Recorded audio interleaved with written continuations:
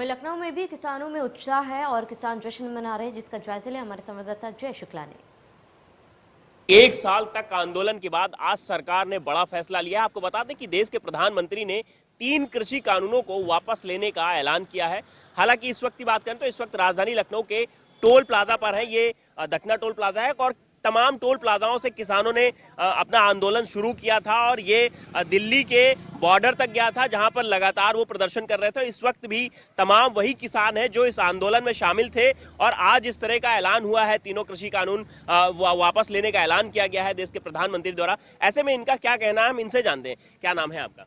मनोज पटेल नाम है। मनोज जी, क्या कहेंगे? आज प्रधानमंत्री ने एक बड़ा ऐलान कर दिया है कि जिनका आप लोग लगातार विरोध कर रहे थे, आंदोलन कर रहे थे 3 कृषि कानून वापस लेने का, आज वो वापस लेने का ऐलान किया गया है।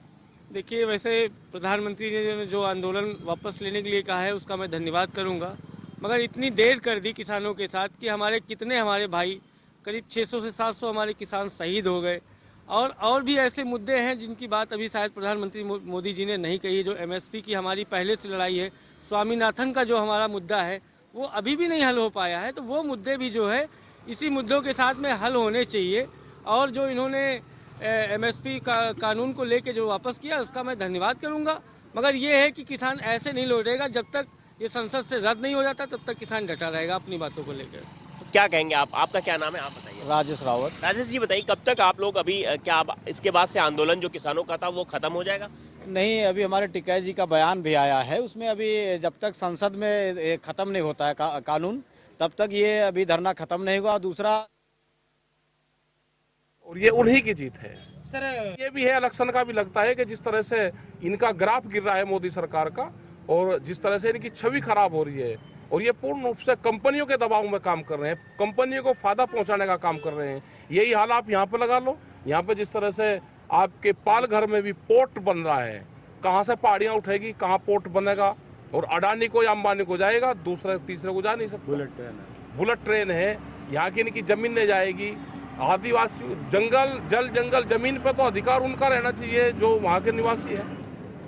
सर, लगता है आपको कि जीत है सर मोदी जी ने आज डिक्लेरेशन किया है, तो आपका आंदोलन डिक्लेरेशन के बाद स्थगित होगा या नहीं होगा? स्थगित हमारा आंदोलन अभी चलता रहेगा जब तक ये पार्लियामेंट में वापसी नहीं होता, जब तक पूर्ण रूप से एमएसपी पे गारंटी पे क्या कहते हैं, जब तक भारत सरकार से बातचीत नहीं होगी कि हम तीनों जो कानून हैं इनको वापसी लेते हैं।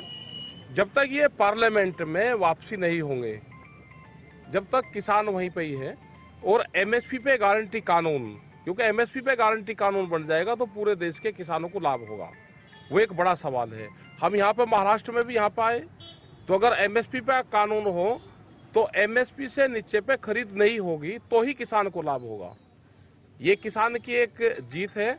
अगर 1 साल बाद में सरकार ने सुध ली है, ये उन शहीदों को जाता है जो 750 से ज्यादा किसान शहीद हुए, ये उनको जाता है, उन आदिवासियों को जाता है, उन मजदूरों को जाता है, उन किसान महिलाओं को जाता है जिन्होंने इस आंदोलन को हिस्सा बना।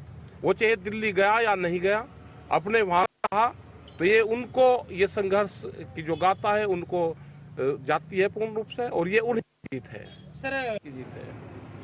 सर मोदी जी ने आज डिक्लेरेशन किया है, तो आपका आंदोलन डिक्लेरेशन के बाद स्थगित होगा या नहीं होगा? स्थगित हमारा आंदोलन अभी चलता रहेगा जब तक ये पार्लियामेंट में वापसी नहीं होता, जब तक पूर्ण रूप से एमएसपी पे गारंटी पे क्या कहते हैं, जब तक भारत सरकार से बातचीत नहीं होगी। नहीं, कोई बड़ा दिल नहीं, नहीं तो फाइनेंशियल कंपनियों के एजेंट है, कौन बड़ा दिल दिखा रहा भाई? लिया है तो किसानों का संघर्ष का नतीजा है ये।